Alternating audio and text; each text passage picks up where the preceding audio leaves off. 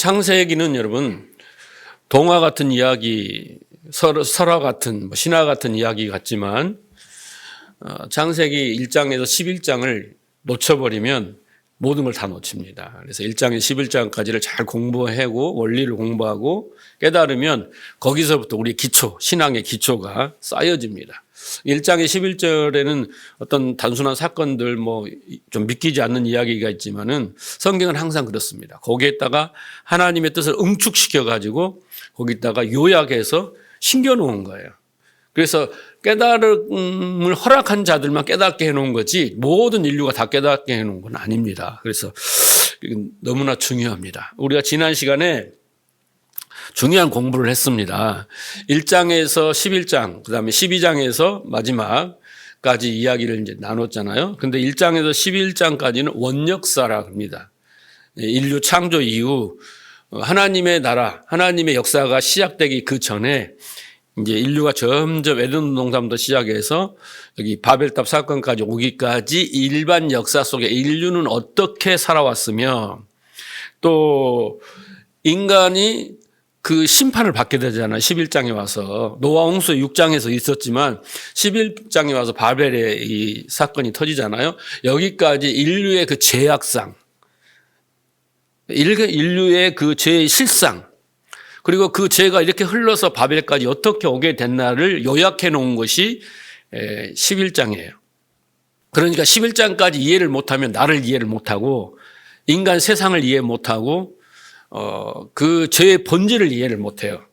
여기서 11장까지 다 이해를 해야지 여기에서 우리가 구원을 받는구나. 이게 아브라함이거든요. 내가 여기에서 구원을 받는구나가 이제 딱 내가 어떤 상태이고 세상은 어떤 상태이고 왜 심판을 받아야 되면 그 죄의 실상이 뭔가를 11장까지 잘 설명하고 있습니다. 11장까지 재밌는 이야기처럼 훅 가버리면 우리는 12장부터 이해를 못하는 겁니다. 자, 그래서 1장에서부터 이제 쭉 11장까지 오면서 1장과 2장은 하나님의 계획이라고 했습니다. 새 창조를 하시고 어떻게 새 창조를 하실까는 이제 계획을 세우시고 이제 3장부터는 뭐가 나오냐면 선악과 사건이 나오잖아요. 그래서 선악 방식을 택한 아담과 하와, 선악과를 따먹었단 말이에요. 그리고 나는 선악의 방식으로 살겠다. 그게 뭡니까? 내가 스스로 왕이 되어서 내가 모든 걸 판단하고 내가 결정하고 내가 원하는 내 목표를 위하여 내 방식대로 살아가겠다. 하나님과 전혀 상관없이 살아가겠다. 나는 왕이고 나는 하나님이다. 이렇게 선악의 방식입니다. 삶의 방식. 그 다음에 나오는 사람이 누구냐면 가인과 아벨이에요.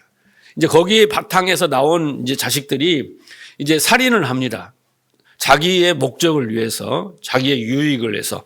그리고 라멕이라는 사람은 가인보다 77배로 악한 살인자예요. 포악한 살인자입니다. 그래서 가인과 아벨의 살인이 나오고 그 다음에 쭉 와서 이제 노아 시대에 하나님의 아들들이 어떻게 합니까? 왜곡된 결혼을 하죠. 그리고 왜곡된 결혼 속에서 나오는 자들이 뭡니까? 네피림과 용사 또 유명한 자들이 됩니다. 그래서 이제 그것 때문에 죄가 세상에 가득 차서 하나님이 심판을 하시고 이제 그 심판의 모형이에요. 마지막 최후 심판 때는 이렇게 할 것이다 라는 것을 보여주시고요. 그 다음에 홍수가 끝났어요. 심판이 끝나고 그 후세들이 노아 후손들 중에서 또 어떤 무리가 나오냐면 누가 나옵니까? 영걸 니므롯이라는 자가 나옵니다.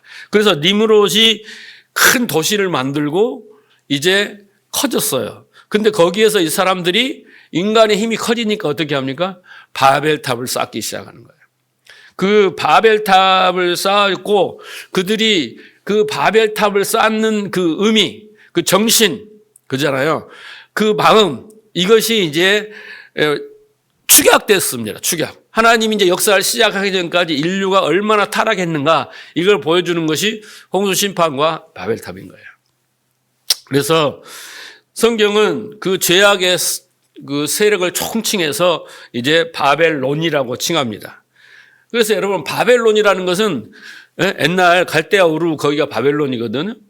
그죠? 페르시아 그 다음에 생긴 나라가 바벨론이지 않습니까? 근데 그 전부터 그 바벨론이라는 것은 상징적인 거예요. 저 먼 역사 속에 고대 속에 있었던 바벨론이라는 나라고 생각하면 점수로 맞으면 10점밖에 안 되는 거예요. 100점은 뭐냐? 그 바벨의 정신, 그 바벨탑이 내 안에 있구나 라는 걸 알아야 돼요. 나는 바벨의 정신 속에, 바벨의 사상 속에 바벨을 가슴에 품고 살고 있구나. 그리고 나는 바벨탑을 쌓으려는 시도를 하고 하나님을 이용해서 바벨탑을 쌓으려고 하고 있구나를 깨달으셔야 돼요. 저 멀리 있는 바벨 나라가 아니고 옛날에 고대 사람들이 쌓았던 바벨탑이 아니라 내가 그러고 있다라는 것을 성경을 통해서 우리는 깨달아야 합니다. 그래서 계시록에서 하나님이 뭐라고 말합니까? 내 백성들아, 그 바벨론에서, 큰 바벨론에서 나오라. 그렇게 지난 시간에 공부했잖아요. 내 백성아, 거기서 나오라. 라고 성경은 아브라함부터 시작해서 계시록까지 계속 역사를 통해서, 인물을 통해서, 사건을 통해서 계속 반복해서 하나님은 말씀하고 계시는 거예요. 그래서 귀가 열려야 그 소리가 들리고 내가, 바벨에서 나올 수가 있는 겁니다. 그만큼 중요합니다. 그래서 지난 시간에 첫 번째로 하나님의 저주를 받는 그 바벨탑, 바벨탑이 상징하는 첫째 그 의미에 대해서 공부를 했습니다. 그래서 첫째 의미가 뭐냐면 4절에 보면 어떻게 했어요? 그들이 바벨탑을 쌓아서 하늘에 도달하자라고 했습니다. 하늘에 도달하자. 네. 자, 하늘에 도달하려고 했습니다. 그것은 결국은 자신의 힘으로 하늘에 닿았다라는 것은 이제 하나님과 맞짱을 뜨겠다라는 거죠. 과거의 조상들이 홍수의 심판을 당했는데 그것으로부터 면해보고 역청을 바르고 그래서 탑을 쌓아서 거기 올라가면 홍수의 피해를 받지 않겠다. 그리고 그 후에서 뭐 한다고 그랬어요? 우상에게 제물을 지내면서 하나님 없이도 살겠다. 하나님과 맞짱을 떠서 우리는 이길 수 있다. 이런 의식을 가지고 쌓은 게 뭐냐면 바벨탑의 첫 번째 의미인 거예요. 우리가 하늘에 닿자라고 하는 것입니다. 여러분아, 인간이 스스로 생겨난 존재가 아니잖아요. 그러면 인간은 피조물이에요. 그러니까 모든 것은 여기 이 핸드폰도요, 창조주가 있어요. 누구의 창조주가? 핸드폰을 만든 사람이에요. 그래서 이 핸드폰을 만든 사람이 어떤 목적을 가지고 만들었어요. 통화를 하고 보고 막 이런 기능을 놓고 만든 것이 창조자예요. 그런데 이 피조물이 지 맘대로 움직이면 어떻겠습니까? 이제 AI 전쟁이 나서 우리는 기계의 지배를 받겠는 옛날 전설 따라 삼천리가 아니라 미래 이야기인데 어쨌든 이 피조물은요, 창조주가 만든 대로 사용됐을 때 만든 사람도 행복하고 얘도 행복한 거예요. 그러니까 똑같아요. 하나님이 창조한 피조물은 하나님이 만드신 목적과 의도와 방식대로 살아야 행복한 거지 피조물이 나를 만들었어? 나는 당신하고 상관없어. 나는 내 마음대로 살 때 이때가 이제 불행한 거. 이게 불행한 거예요. 그렇죠? 선악과를 따먹었다는 것은 그렇게 살겠다고 자기가 피조물인데 나 피조물 창조주 싫어. 창조주를 의지하지 않겠어. 라고 말하는 것과 똑같습니다. 그래서 피조물인 인간은 창조주를 벗어나서는 살 수는 없어요. 절대 창조주하고 상관없이 살 수는 없어요. 하나님 그렇게 지어냈단 말이에요. 너는 나를 의지하고 내가 주는 생명을 공급받고 내가 원하는 뜻을 따라 그렇게 사는 것이 목적이야. 나는 그렇게 해서 너를 만들었기 때문에 라고 하나님이 그것을 계속 가르쳐 주는 거예요. 자연 만물을 통해서 성경을 통해서 가르쳐 주는 겁니다. 그런데 우리가 그런 거 전혀 상관없이 나는 내 뜻대로 가겠어. 나의 길을 가겠어. 이렇게 가면 그게 죄이면 불행인 것이죠. 그러면 그렇게 삶에 행복하지도 않아요. 네. 그래서 그렇게 사람을 하나님이 만드셨어요. 사람을. 그래서 하나님만을 의지하고 살아요. 그런데 선악의 방식을 택한 죄인, 그 죄인은 이제 내가 이제 하나님이 되고 내가 왕이 되고 내가 가치와 방식도 정하고 다 정해서 내 마음대로 세상의 힘을 의지하고 소유하고 지배하고 이제 내 마음대로 살 거야 라고 하는 것이 뭐냐? 그게 바로 죄예요.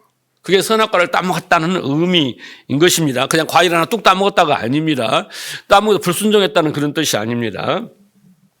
자, 그래서 이제 탑을 쌓으려고 했던 거예요. 그게 첫째 의미고요. 두 번째는 이제 오늘 공부할 건데 뭐냐면 하나님의 그 저주를 초래한 그 바벨탑 두 번째 의미는 뭐냐면 오늘 본문에 보세요. 4절에 또 말하되 자, 성과대를 쌓아 대꼭대기를 하늘에 닿게 하자 이 설명드렸고 이제 그 다음에 두 번째는 뭐냐면 다 같이 해봅시다. 우리의 이름을 내고 오늘 설교 제목이잖아요. 두 번째 하나님의 저주의 이유는 두 번째 우리의 이름을 내고예요.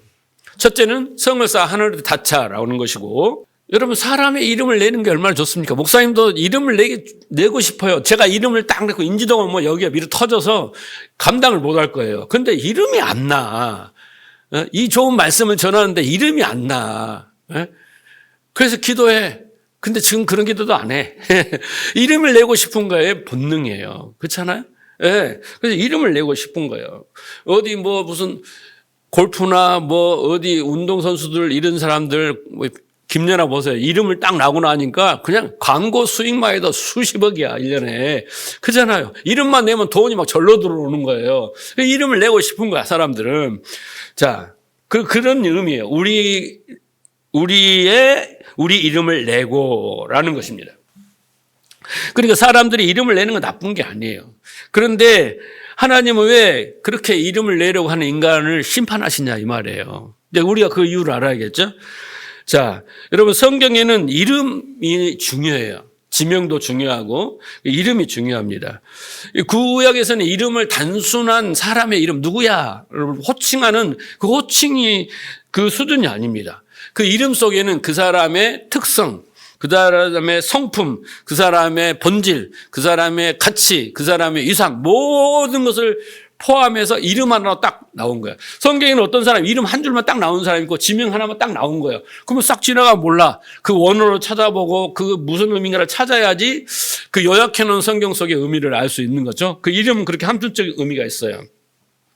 자, 그러면 왜 이름을 안 대는가? 그걸 우리가 알아야 돼요. 그것을 알려면 첫째, 성경이 인간의 이름을 어떻게 지었는가를 알아야 돼. 하나님이 인간의 이름을 어떻게 지었는가를 우리가 알아야지 인간답게 살 수 있고 하나님의 의도에 맞게 살 수 있고 그 하나님 뜻을 위해 살 수 있어요. 자, 그러면 하나님이 인간에게 처음 붙여준 이름이 뭡니까? 처음에 사람이에요, 사람. 하나님이 사람을 이렇게 만들자 했을 때 이름도 없어요. 그냥 사람이에요. 근데 히브리어를 번역하고 헬라어를 번역할 때는 우리말로 사람이라고 했지만 원어를 보면 뭐냐면 아담입니다. 사람을 만들고 이제 아담을 만드는 거예요. 아담을. 그런데 이 아담은 히브리말은 한 두 가지 뜻이 있다고 그랬죠. 상반된. 첫째는 뭐냐면 사람, 비열한, 낮은 이런 뜻이 있어요. 그런데 또 한 뜻은 뭐냐면 하나님의 속한 말씀이란 뜻이 있어요. 자, 그러니까 사람이 하나님이 사람을 만들고 두 번째는 뭐냐면 남자와 여자로 만듭니다. 남자와 여자로 이름을 붙여요. 구별을 하죠. 그런데 여자는 남자를 통해서 사람이 되는 거예요. 순서적으로. 그렇죠? 그러니까 우리가 어떻게 돼요? 진짜 우리는 여자인데 진짜 사람이 되려면 남자를 만나야 돼. 그 결혼이야. 근데 그 진짜 남자가 누구예요? 그리스도예요. 신약식으로 말하면 우리는 여자예요. 성경 우리를 여자로 표현한다고 그랬죠. 근데 진짜 남자를 만나면 사람이 되는 거예요. 그래서 사람이 어떤 사람이냐면 비열하고 저급한 사람이 아니라 하나님의 속한 말씀이 되는 거예요. 그래서 하나님의 영, 그 하나님의 말씀, 그 하나가 되면은 진짜 사람인 거예요. 이해하시겠죠? 그러니까 하나님이 처음에 만든 사람은 남자와 여자야. 그런데 이 사람은 하나님이 어떻게 해요? 처음부터 아담이 아닌 거예요. 왜? 나중에 남자를 통해서 만드는 아담인 거예요. 그러니까 처음에 사람은 하나님도 모르잖아요. 그러니까 완전한 하나님에 속한 말씀이 아니라 저급한, 좀 비열한 그런 연약한 존재라는 의미입니다. 자, 계시록 19장 9절을 보세요. 천사가 내게 말하기를 기록하라. 어린 양의 혼인잔치에 청함을 받은 자 누구예요? 우리입니다. 어린 양의 혼인잔치. 그리스도의 신부로. 그래야 진짜 이제 사람이 되는 거예요. 성경의 원리대로. 복이 있도다 하고 또 내게 말하라. 이들은 하나님의 참되신 말씀이라고 하는 거예요. 마지막 계시록에 가서 어린 양의 혼인잔치에 완성된 하나님 나라에 딱 한 우리의 모습을 어떻게 표현하면 하나님의 뭐예요? 참되신 말씀, 진리의 말씀이라고 하는 거예요. 그러니까 아담은 어떤 사람이라고요? 하나님의 속한 말씀이에요. 사람이 곧 말씀이란 말이에요. 그 말은 사람의 생각 속에는 어떻게 마음 속에는 하나님의 말씀으로 하나 되었다는 거잖아요. 그죠? 그런 의미란 말이에요. 자, 그래서 보세요. 그런데 보세요. 하나님이 사람을 지으시고 이런 사람을 만들 거야. 내 하나님의 속한 말씀으로 만들 거야. 그래 놓고 남자와 여자로 딱 만들었어요.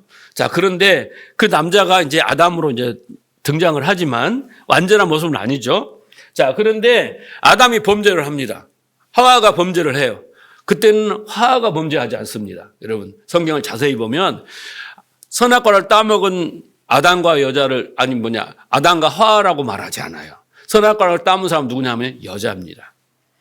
그래서 여자가 딱 선악과를 따먹고 하나님이 저주를 내리잖아요. 여자에게 어떤 저주를 내립니까? 남자는 평생 수고하고 이렇게 일을 해야 되는 고통을 주잖아요. 그런데 여자에게는 뭘 줍니까?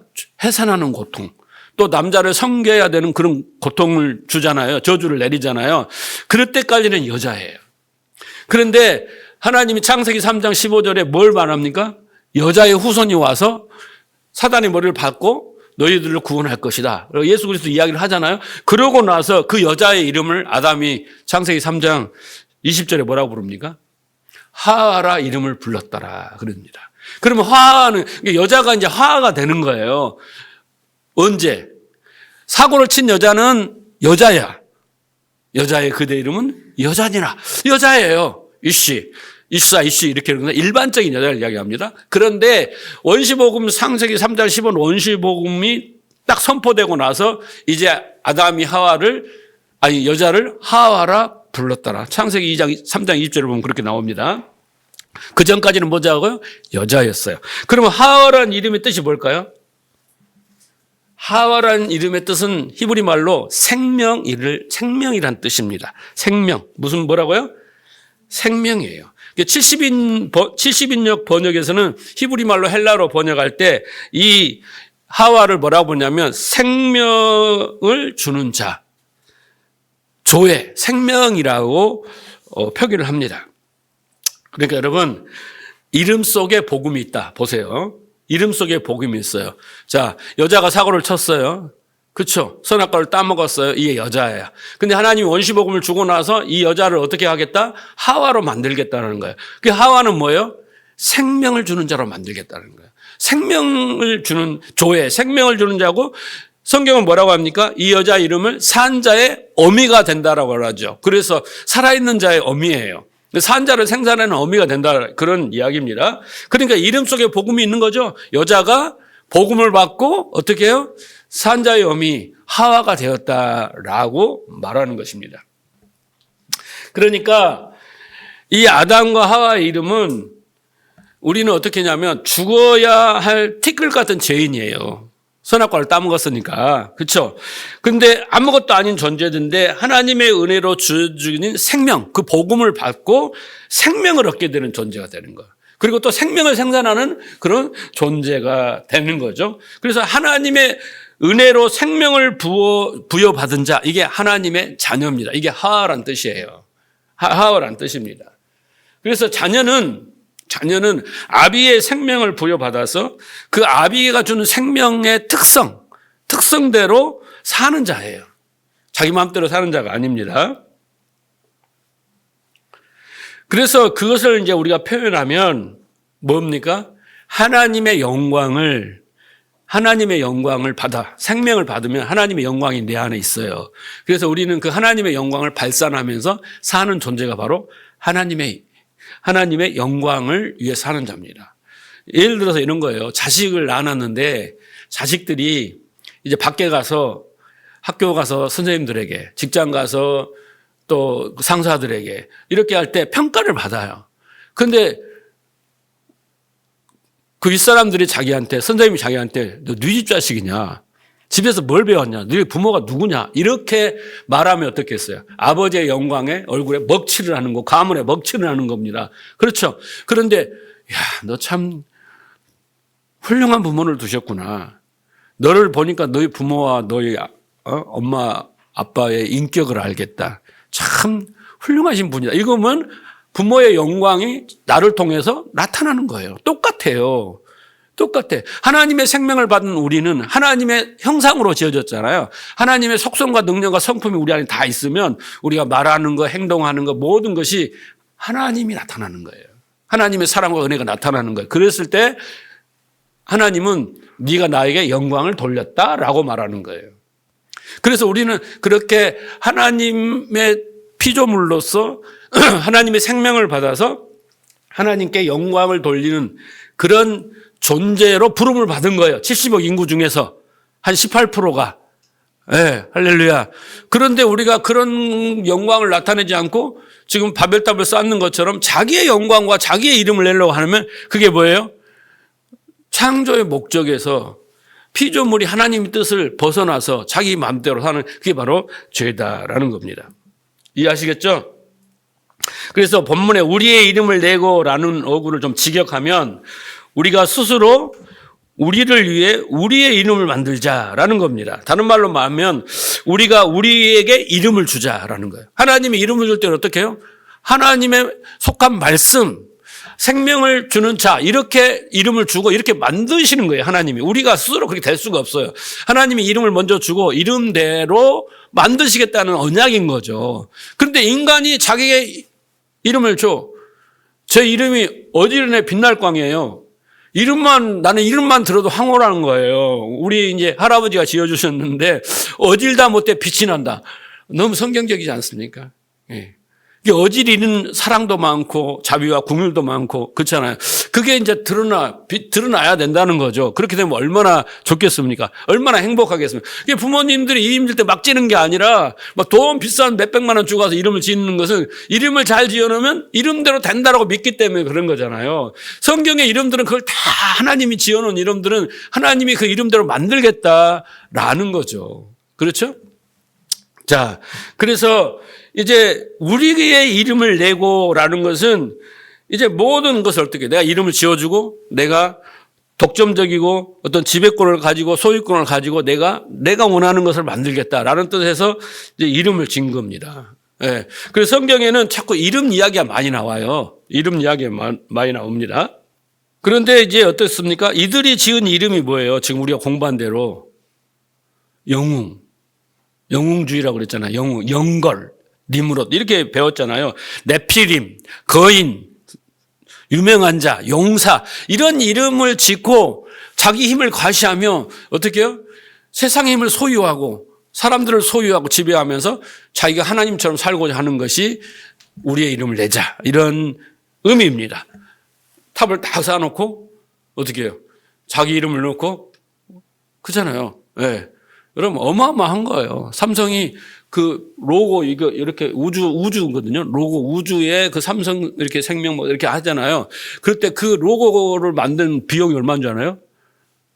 그 디자인하고 만든 게 어마어마한 돈이에요. 그런데 온 세계가 그 마크 하나만 딱 보면 뭐 전자, 핸드폰 뭐 할 거 없이 딱 그걸 생각하게 만드는 거예요. 그만큼 이 로고 이름이 어마어마한 영향력을 가지고 묻었습니다. 그러니까 이제 영걸이니 뭐 영웅이니 거인이 네피림이니 유명한 자니 용사니 이런 것들은 상징적인 거예요. 여러분 그 큰 교회나 제가 다니던 신학교도 보면 막 큰 예배당 같은 데 가면 주춧돌 있잖아요.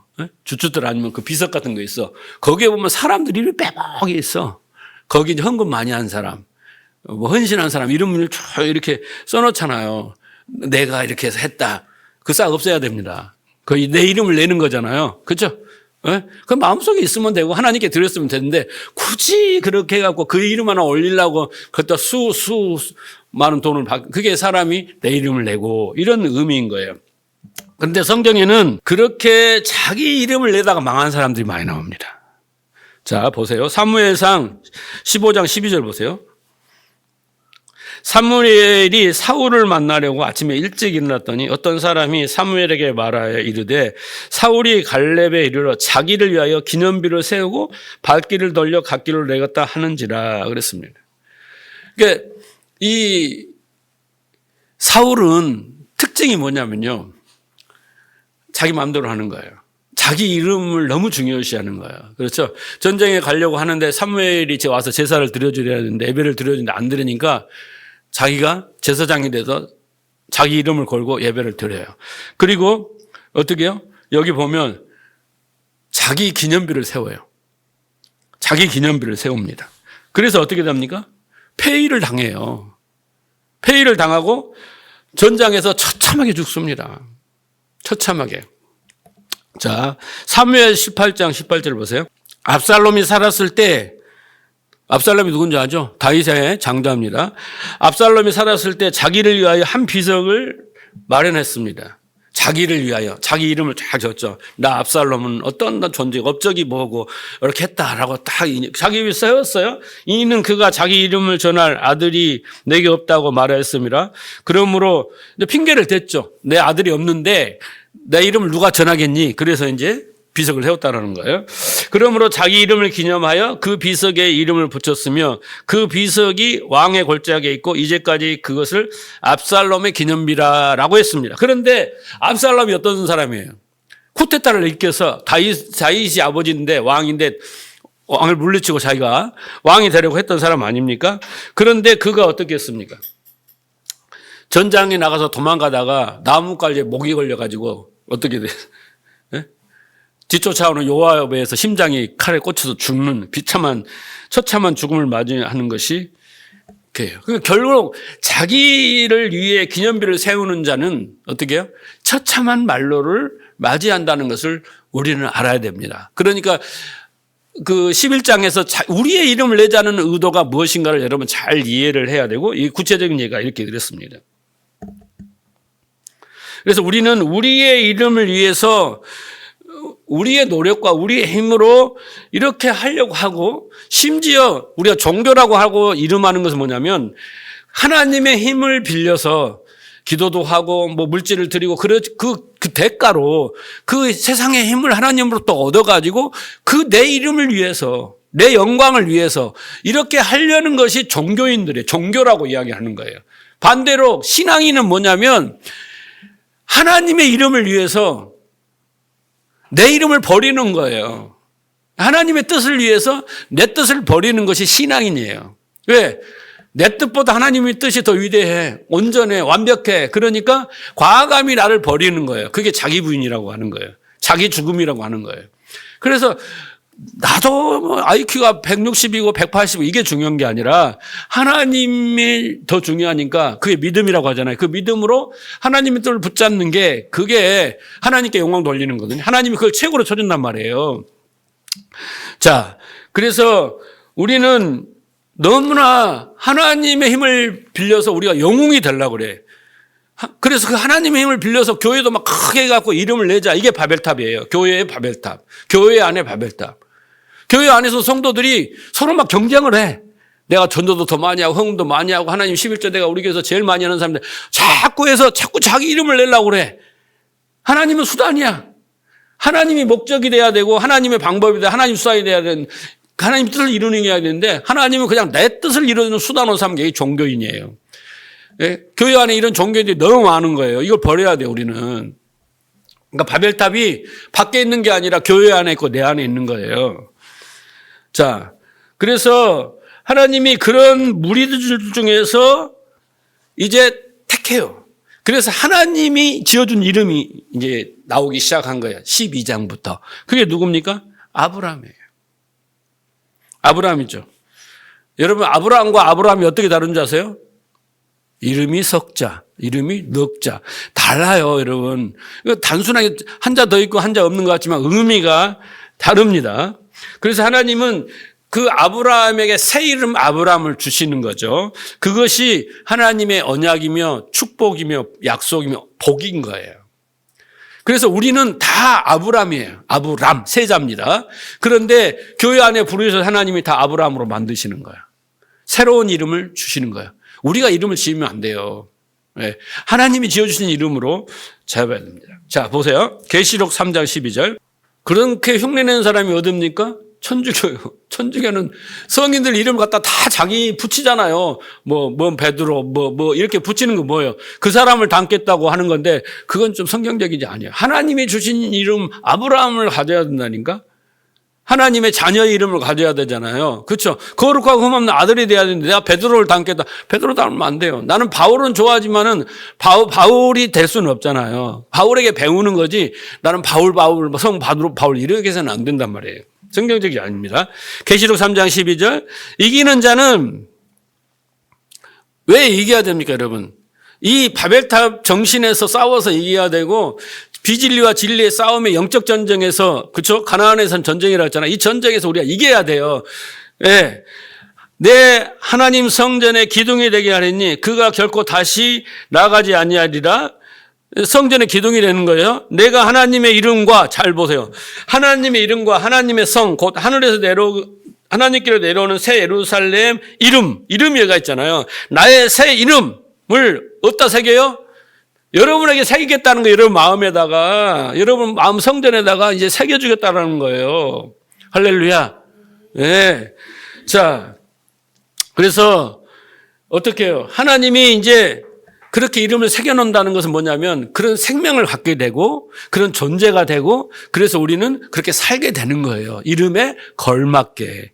하나님의 거룩하고 흠없는 하나님 자녀답게 살 수 있게 되는 거예요. 이제.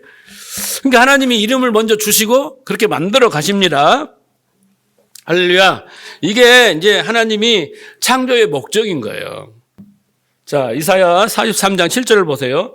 나의 이름을 부르는 나의 백성아. 자, 보세요. 이제 우리는 나의 이름을 부르는 게 아니라 하나님의 이름을 불러야 되잖아요. 그 백성들에게 나에게 영광을 돌리라고 창조한 사람들아. 이제 하나님은 왜 창조했냐면요, 하나님을 알리고 하나님 나라를 알리고 하나님의 백성이 되게 만들었잖아요. 그래서 하나님의 영광을 나타내야 모든 사람들이 어떻게 해요? 하나님을 믿고 하나님을 의지하고 하나님을 따르고, 그렇죠? 세상에서 돌이켜 하나님 나라로 들어오게 될 거 아니에요. 그게 내가 빚어 만든 사람을 모두 오게 하여라 라고 합니다.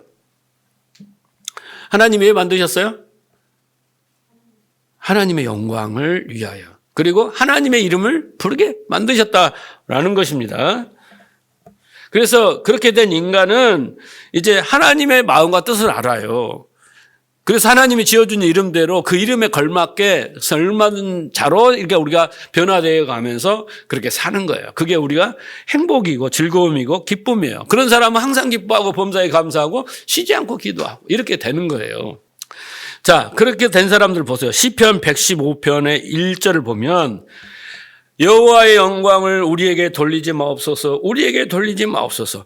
오직 주의 인자하심과 진실하심을 인하여 주의 이름에 돌리소서. 이게 이제 성숙하고 믿음의 분량이 큰 사람들의 고백입니다. 네. 이렇게 하는 사람은 오직 누구예요? 예수님밖에 없어요. 우리는 이제 그런 이름에 걸맞게 되면 우리도 이렇게 고백을 합니다. 우리는 이러잖아요. 싫어요, 싫어요. 그러면서, 여기를 봐. 싫어요, 싫어하면서 이쪽 손을 막 당겨. 우리의 심리는, 싫다고. 그런데 이 손을 못 보면, 병신, 그것도 못 보고 막 이러면서 계속, 괜찮아요. 이건 손이고 이건 마음이야. 근데 이제 그렇게 되지 않고, 우리가 어떻게 해요? 그래, 하나님께 영광을 돌리는 것이 나의 기쁨이고 즐거움이야. 이렇게 되는 거예요. 네. 근데 바벨탑을 쌓던 자들은 뭐예요? 누구의 이름을 내자고요? 우리의 이름을 내자라는 겁니다. 자, 이사야 48장 11절로 가봅시다. 나는 나를 위하여 일을 이룰 것이니라. 어찌 내 이름을 욕되게 하리요? 내 영광을 다른 자에게 주지 않으리. 하나님이 제시라는 게 뭐냐면 하나님의 영광을 사단이나 다른 사람이 빼고 안 돼. 예를 들어서 여러분들에게 하나님이 축복을 했어. 건강을 주시고 물질도 주시고 막 이렇게 축복을 했어. 딱 그랬는데 저 이제 가서 연예인들은 그런 인터뷰 잘하잖아요. 이 상 받은 것을 하나님께 영광을 습관적으로 안 했으면 좋겠어. 진심을 담아서 했으면 좋겠어. 여러분들 잘 됐어. 그래서 기자가 돼서 인터뷰하니까 하나님은 쏙 빠졌어. 그리고 나는 고생 엄청 했죠. 막 굶주리고 피곤하고 막 고생하고 막 잠도 쪽방을 자고 막 얼마나 내가 고생해서 이렇게 자라면서 모든 그 영광의 중심에 자기가 딱 서는 것은 하나님의 영광을 뺏어가는 거예요. 그렇잖아요? 그것을 말하고 있는데 하나님은 절대 우상에게 하나님이 백성들의 입에서 내가 잘된 것이 이런 것들 때문입니다라고 안 하겠다는 거예요. 정말 하나님 때문이라고 고백하게 만들겠다라는 거죠. 그래서 하나님 이름만 영광스럽다 이런 고백을 듣기를 원합니다.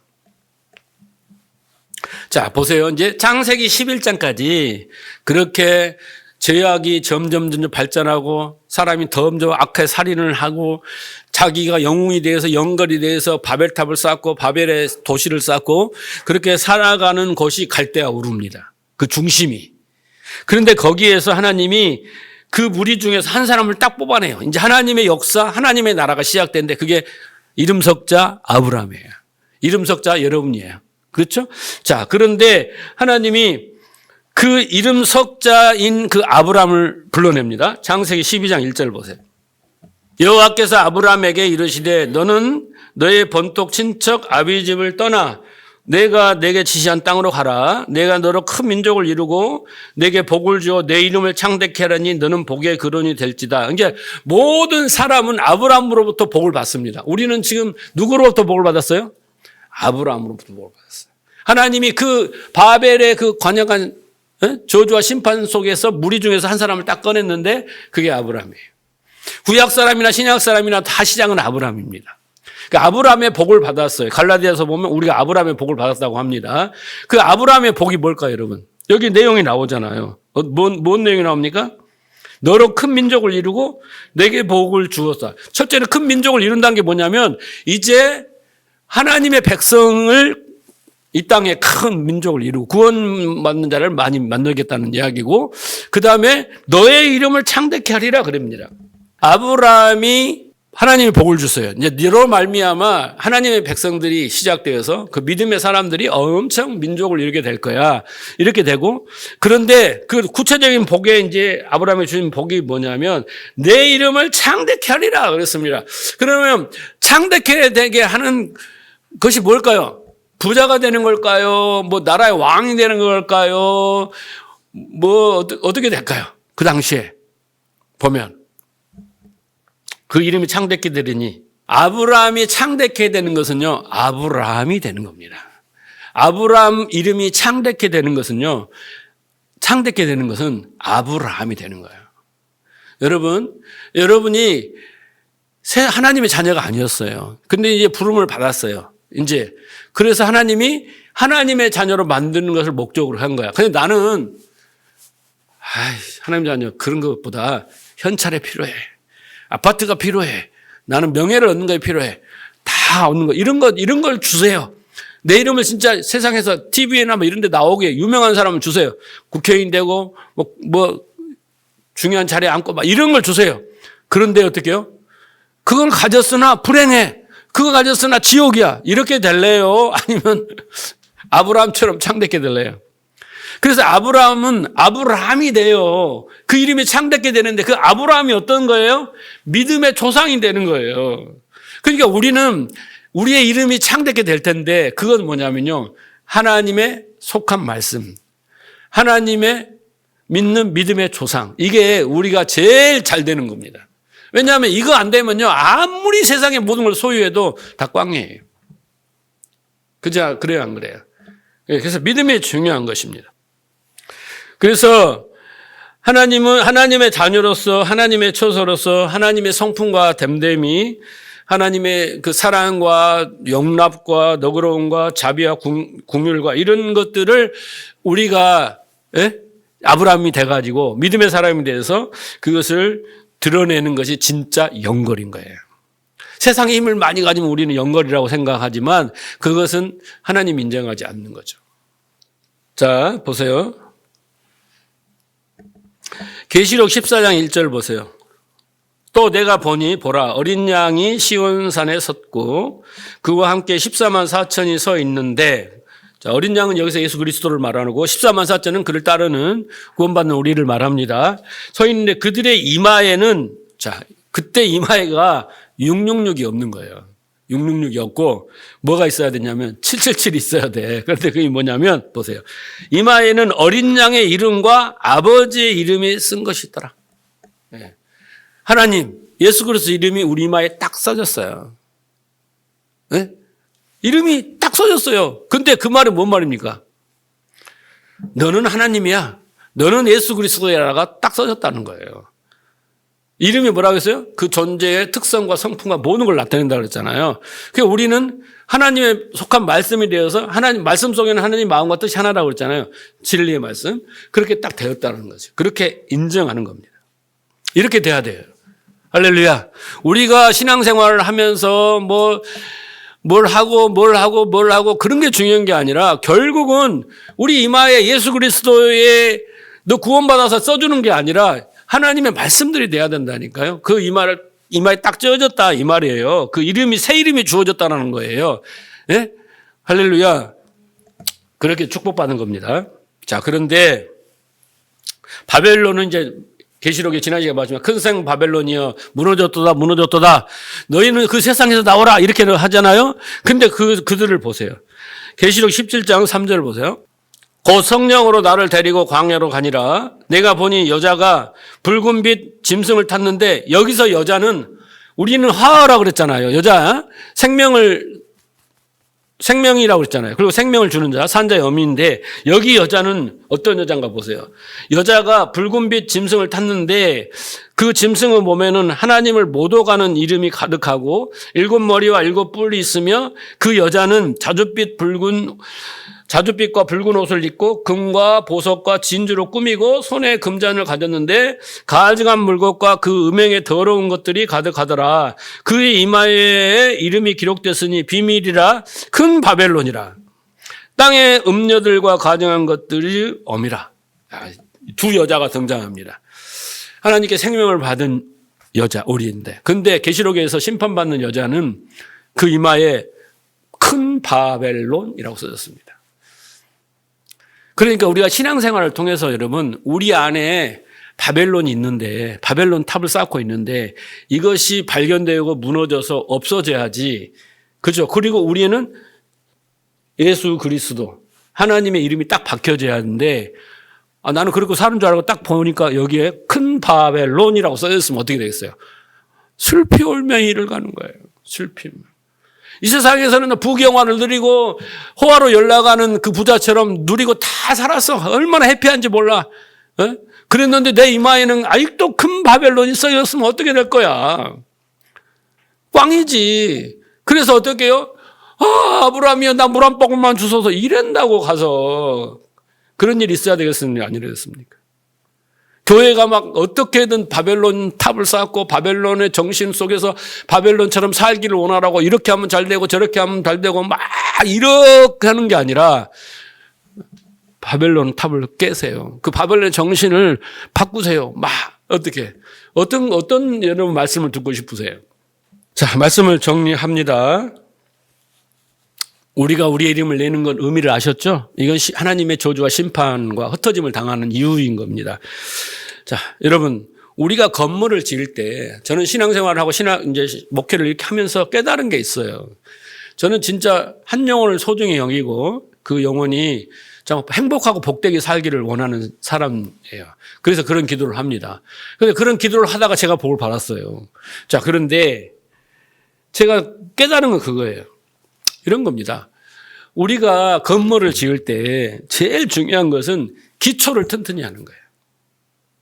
지금 요즘 막 그 두바이 같은 데 가면 막 어마어마한 빌딩 높이가 있잖아요. 우리도 지금 그 롯데에서 지은 게 얼마입니까? 148층인가요? 정확히 모르겠는데 그만큼 기술이 발달돼 지은 겁니다. 그런데 그 기술보다 더 중요한 건 뭐냐면 기초예요. 기초가 그냥 모래에 짓느냐 그냥 일반 흙에 짓느냐 아니면 그때다 안반에다 짓느냐 거기다가 막 콘크리트 철근 받고 막 파일 받고 해가지고 기초를 해갖고 지느냐에 따라서 층수가 달라지고 얼마나 튼튼하고 지진이나 비바람 창수에 흔들리지 않고 견고하는 것은 기초를 말해주는 거예요. 그러면 여러분 우리의 인생의 기초, 우리의 삶의 기초, 우리의 신앙의 기초를 세우는 게 제일 중요합니다. 그렇잖아요. 교회에 오면 뭘 하는 게 중요한 게 아니라 기초를 세우는 것이 제일 중요한 거예요. 그런데 우리의 기초는 어디서 시작하냐면요. 바벨에서 시작하는 거예요. 우리의 생각의 기초, 우리의 정서의 기초, 우리의 마음의 기초는요. 바벨이에요. 그리고 우리는 그 바벨 속에서 바벨탑을 쌓다가 온 사람들이에요. 그런데 교회에 와서도 어떻게 해요? 어떻게 하면 그 바벨의 정신은 그대로 놔두고 그 바벨탑을 쌓을까? 그래서 하나님께 기도해요. 뭐 달라고 하는 이유는 다 그 바벨탑을 잘 쌓기 위해서 기도하고 헌신하고 봉사하는 사람들이 종교인들이 스스로 간다는 거예요. 그걸 나는 제 스스로가 그랬고 내 이름을 내기 위해서, 목회자들 중에는 이런 말 하면 안 되지만 자기 이름을 내기 위해서 성도들을 혹사시킨 사람들이 많아요. 무리해서 교회 빌딩을 어마어마하게 짓고 그렇잖아요. 예? 충성하면 복 받는다는, 헌금하면 헌신하면 복 받는다는 그런 명분하에 그런 데가 많아요. 그런데 우리는 그것을 정확히 이해를 해야 돼요. 우리의 시작은요, 선악의 방식으로 살았어요. 가인처럼 포악한 살인자들이에요. 예? 그렇게 니무롯처럼 영걸들이, 영웅주의란 말이에요. 우리의 정서에는, 우리의 밑바닥의 생각의 기초에는 무의식 안에 그게 꽉 처박혀 있어요. 아주 콘크리트와 더한 아주 뭡니까? 다이나마이트로도 안 무너지는 그만큼. 그래서 성경은 그걸 견고한 진이라고 그랬습니다. 하나님의 능력으로만 파해진다고 그랬어요. 그것이 우리 안에 있다라는 걸 여러분 알아야 해요. 우리 안에는 우상을 섬겨서 지성과 정성을 들이며 하나님께 나가면 복을 준다는 그 종교심이 가득 차 있어요. 예? 우리 안에 육체의 정욕, 안목, 이색의 자랑이 가득 차 있습니다. 그게 바벨이에요. 예. 그리고 욕구가 채워지지 않아서 상처받는, 막 분노하는, 막 우울하는 우리의 심정이 그렇게 가득 차 있습니다. 교회 안에 왔지만은 막 정말 하나님을 이용해서 복을 받고 건강을 찾고 막 그런 은사를 경험하고 막 은사를 통해서 뭘 하려고 하는 그런 것들이 많아요. 뿐만 아니라 우리의 세상의 철학이나 사상이나 경험이나 이것이 가득해서 이게 아주 견고하게 세워져 있는 것이 뭐예요? 바벨이에요, 바벨. 우리 안에 있단 말이에요. 이걸 다 무리들고 그리스도의 기초 위에 모퉁이를 떼서 성전이 지어져 가야 되잖아요. 바벨이 진 게 아니라. 그러니까 우리의 정체성과 우리의 본질을 이 성경을 통해서 비추어서 우리는 발견해야 돼요. 내 안에 이게 있어요. 그런데 여러분, 우리가 이것을 몽땅 끌어안고 없는 것처럼 하면서 하나님께 나가 열심히 하면 어떻게 되는가를 보세요. 이사야 1장을 보세요. 하늘이여 들으라, 땅이여 귀를 기울이라. 하나님께서 말씀하시기를 내가 자식을 양육하였거늘 그들이 나를 거역하였도다. 아니, 왜 하나님을 잘 믿는데 거역했다고 그래요? 그들이 한 짓을 보세요. 소는 임자를 알고 나귀는 그 주인의 구유를 알건만은 이스라엘은 알지 못하고 나의 백성은 깨닫지 못하는도다. 뭘? 그 안에 바벨이 있는 줄 모른단 말이에요. 지금까지 설명드린 그 선악의 방식이 있는 줄을 모른단 말이에요. 그러면서 어떻게 해요? 슬프다 범죄한 나라여 허물어진 백성이요 행위가 종자여 행위가 부패한 자식이로다. 그들이 여호와를 버리며 이스라엘 거룩하신 이를 만홀히 여겨 멀리하여 물러갔다도. 왜 그랬을까요? 왜 그랬을까요? 여러분, 왜 이렇게 바리새인들이 이렇게 했는데 예수님 왜 해칠한 무덤이며 독사의 자식들 외식하는 자라고 왜 그랬을까요? 자, 5절 보세요. 너희가 어찌하여 내 말을 더 맞으려고 패역함을 거듭하느냐? 온 머리에 병들었고 온 마음은 피곤하였으며 발바닥에서 머리까지 상한 곳이 없이 상한 것과 터진 것과 새로 만든 흔적뿐이거늘 그것을 짬에 싸매며 기름으로 부드럽게 함을 받지 못하였도다. 너희의 땅은 황폐하였고 너희의 성읍은 불에 탔고 너희의 토지는 너희 목전에서 이방인에 삼켰으며 이방인에게 파괴된 같이 황폐하였고 어떻게 해요? 안 된다는 거예요. 안 된다는 거예요. 자, 보세요. 그리고 11절부터 보세요. 자, 신앙생활 얼마나 잘했는가 보세요. 11절부터 보면 여호와께서 말씀하시되 너희는 무수한 재물이 내게 유익하였느냐. 여러분 하는 무수한 재물을 드려봤어요? 무수한 헌금을 드려봤어요? 근데 여기는 무수한 재물을 드렸어요. 날마다 내게 유익하며 나는 순양의 번제와 살진 짐승의 기름에 배불렀고 나는 송아지나 어린 양이나 순정소 피가 기뻐하지 않나요. 교회에 막 헌금이 차고 넘치고 막 전도를 하고 성도들이 차고 넘치고 막 빌딩을 짓고 난리가 났다는 거예요. 예. 그래 하나님이 배가 불렀대. 너무 성도들이 너무 잘해가지고. 그런데 보세요. 12절 너희가 내 앞에 보이러 오니 이것을 누가 너희에게 요구하였느냐. 너희는 결국 마당만 받고 간다라는 거예요. 성전 마당만 받고 지성소까지는 들어오지를 못하는 거라는 거예요. 이게 얼마나 안타까웁니까. 자기 만족이야. 나가 이렇게 했고 나는 했다. 나는 거룩하다. 자기 만족이야. 그게 성전 바닥만 받고 가는 게 하나님 인정을 안 해. 지성소에서 안 만나줘. 13절 헛된 재물은 다시 가져오지 말아라는 거예요. 헛된 재물. 아벨이 드린 재물이 진짜 재물이에요. 근데 그 재물이 좋은 게 아니야. 재물의 의미를 알고 진짜 자기가 거기에 희생의 재물이 돼서 자기 몸을 거룩한 산제물로 드리고 이렇게 돼야 되잖아요. 그게 없어. 자, 헛된 재물을 다시 가져오지 말라. 분향이 내게 가증이 여기는 바요. 월삭, 절기 이런 거죠. 그런 것도 다 내가 견디지 못하겠노라. 13절. 그잖아. 내가 너희들 와서 그렇게 하는데 진짜 못 봐주겠다. 오지 마라. 그런 거예요. 14절. 내 마음이 너희의 월삭과 정한 절기를 싫어하니 그것은 내게 무거운 짐이라. 와서 자꾸 뭐 갖다 바치면서 왜 안 해주냐고 하면서 오해를 해가지고 세상에 나가서 하나님이 있니 없니 왜 나를 사랑하지 않느니 막 이딴 소리 해가는 거예요. 15절. 너희가 손을 펼 때 내가 내 눈을 너희에게서 가리고 너희가 많이 기도할지라도 내가 듣지 아니하니 이는 너희 손에 피가 가득함이라. 그러니까 여러분 바리새인들이나 이 시대의 이스라엘 사람들은 다 뭐예요? 이 안에는 바벨의 정신, 그죠? 그 당시에 우상을 섬기는 종교심, 하나님 뜻과 상관없는 자기 식으로 올바른 지식이 아닌 식으로 하나님 앞에 나아가서 자기의 이름을 내고자 하는 이 정신이 그대로 박힌 채 자기가 세상 사람들이 드리는 종교의 방식으로 하나님 앞에 나아가서 예배를 드렸다는 거예요. 그때만 그랬냐? 아니 지금도 얼마든지 그런 거예요. 그러니까 자기 만족만 있는 거야. 그래서 문제가 생기고 뭐가 생겨서 하나님께 나가서 해주면 다행인데 안 해주면 이제 믿음을 잃어요. 교회를 점점 떠나가고 그러는 거예요. 하나님의 뜻과 상관없어요. 그러니까 여러분 제일 중요한 거 뭡니까? 아브라함이 이런 존재였어요. 근데 아브라함이 돼야 돼. 믿음의 조상이 돼야 돼. 그러니까 여러분 우리가 교회에 와서 마음과 생각, 우리의 기초가 뭔지를 발견하고 이 기초를 강력한지를 하나님의 진리의 말씀으로 파하고 이걸 다 드러내고 예수로 기초를 다시 나와서 거기서부터 지어져가는 성전을 만드는 게 신앙생활이고 하나님의 뜻이에요. 그래서 아브라함을 만드는 게 하나님 뜻이라고. 근데 우리는 거기 상관도 없고 거기 하기 싫어. 괴로우니까. 그건 열매가 없어. 목회할 때도 그렇게 하면 열매가 없어. 성장이 안 돼. 그렇게 하면. 사람 하나 변하는데 여러분 1, 2년 갖고 안 돼요. 몇십 년을 가르치고 공부를 해야 변하는데 교회는 어떻게 운영하냐고. 그래서 좋다, 잘 된다, 이렇게 하면 복 받는다 막 해야지 헌금도 많이 하고 그러는 거 아니에요? 그렇게 되는 거예요. 그러니까 변하지도 않고 올바른 지식을 갖지도 않고 그렇게 바리새인들처럼 지금 이스라엘 이 당시 사람들처럼 그다음에 이 바벨의 정신을 가지고 사람처럼 교회 안에서 널널하게 다 감춘 채 모른다고 봐야지. 모른 채 그냥 하나님 앞에 열심히만 나가면 저 교회는 능력도 없고 저 목사님은 능력도 없고 하나님은 살아계시도 않는 것 같고 이렇게 된다는 거예요.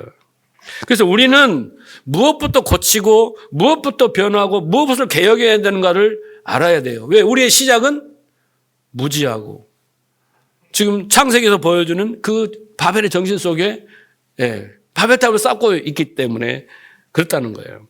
그래서 우리가 예배가 왜 필요합니까? 말씀이 딱 떨어지잖아요. 말씀이 딱 떨어지면 그 말씀이 우리의 혼과 영혼과 관절과 고수를 찔러 쪼개요. 우리의 마음과 생각을 드러내요. 그럼 여기서부터 시작되는 거예요. 그래서 거기에서 드러난 자신의 바벨의 정신이 나에게 있었구나.